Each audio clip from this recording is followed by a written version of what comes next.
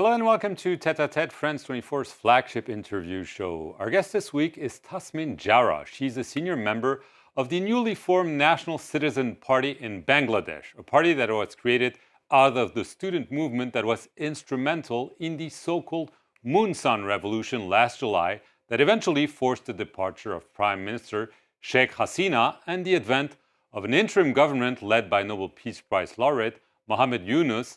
She joins us from Dhaka. Thank you very much for being our guest today. Thank you. Thank you very much for having me. Sure. You are a medical doctor. You have a Western education. You have a huge social media following. Why did you feel you needed to take part in this movement despite the obvious risks? I just want to remind our viewer, at least 1,400 people lost their lives after the repression. So actually, during the uprising, I was in the UK and I took part as a diaspora member. So did thousands of diaspora members in the uprising. And why I decided to join politics is actually motivated by two factors. So the first is, of course, as a doctor, I'm able to only impact the patients that I see, but politics offers an opportunity to hopefully influence systemic changes that affects much larger segment of the population and brings about positive changes. So that's one. And the other motivating factor for me to join politics and to join National Citizen Party, the Students' Party, like you said, is to change our existing political culture away from nepotism, polarization, and corruption to a culture of transparency, accountability, and evidence-based policy.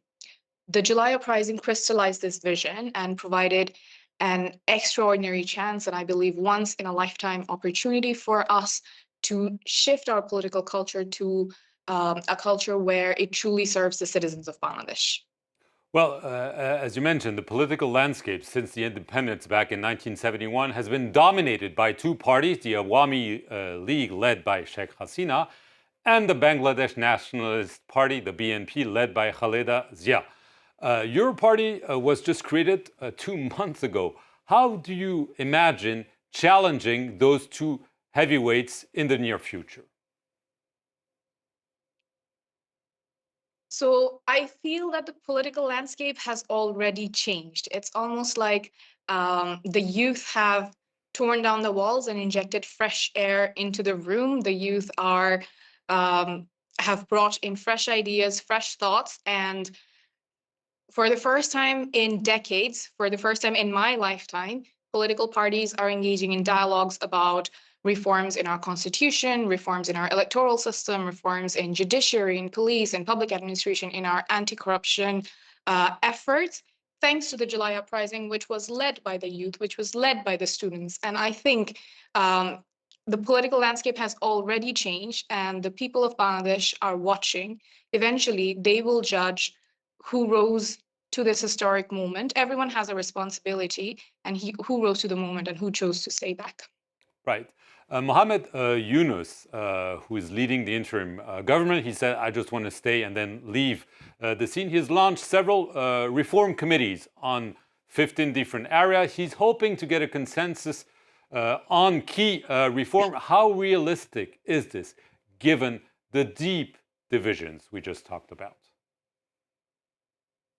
So transition after any uprising is not linear, but what matters is whether the direction we're traveling to is the right direction. And as you said, there have been several reform commissions, and currently there is a consensus commission which is holding talks with different political parties to come to a consensus on a fundamental package of reforms and a meaningful package of reforms.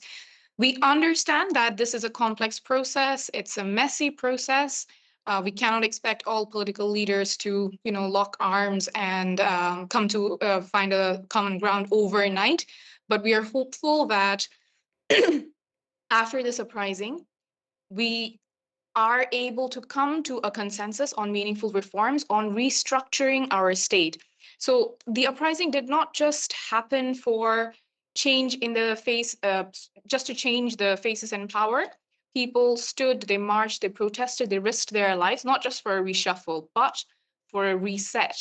They rose so that there's a fundamental transformation in the system and to reach a new political settlement. And that's the goal we remain committed to.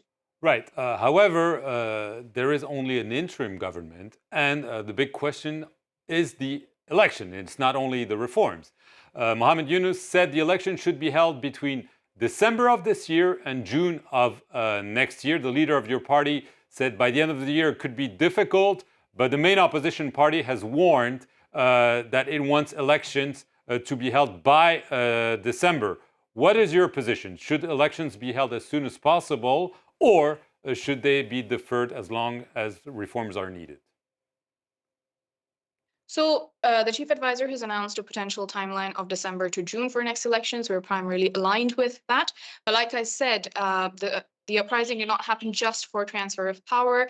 There must be fundamental, significant reforms as the Consensus Commission is working to build a national charter for reforms that must happen.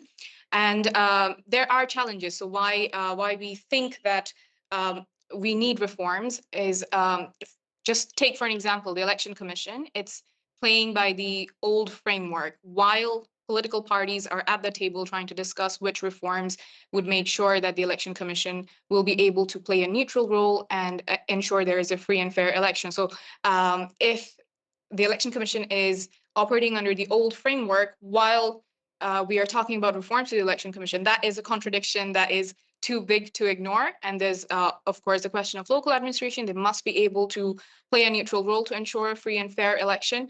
Again, so back when I say that the Election Commission is operating in the old framework, it's almost like we're trying to build a house with an old blueprint that we know doesn't work. So the last three elections, which happened under the old framework, it's widely known that those were not free or fair. So there are concerns. Honestly, I wouldn't say that we are not concerned that there are challenges, but these challenges we feel are not insurmountable. We feel we will be actively engaged to make sure these issues are addressed, and we remain hopeful. Right. Should the Awami League participate in those elections, given all the repression and the call for accountability? So our party position is quite clear on this. Since Awami League has been accused of such gross violations of human rights, of crimes against humanity, if a political party is accused of that, they should go through a trial. They should go through a process of justice before they're allowed to take part in a democratic process of elections.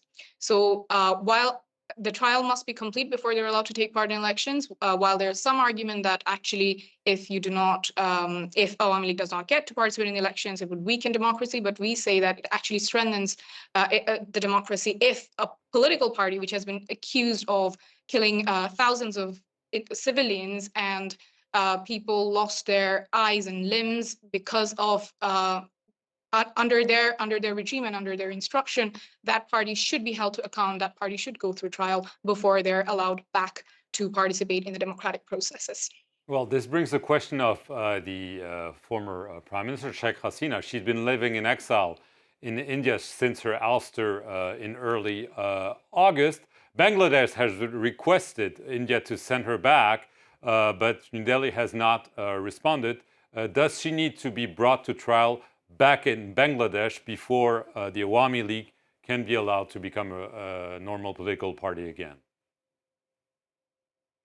So again, we think that the Awami League should go through trial, should face justice before they're Including her. allowed to including her, of course, anybody who has been implicated, who has been accused of human rights violations, who has been accused of instructing such human rights violations should face trial, should be brought to account before Awami League is able to participate in democratic processes in Bangladesh.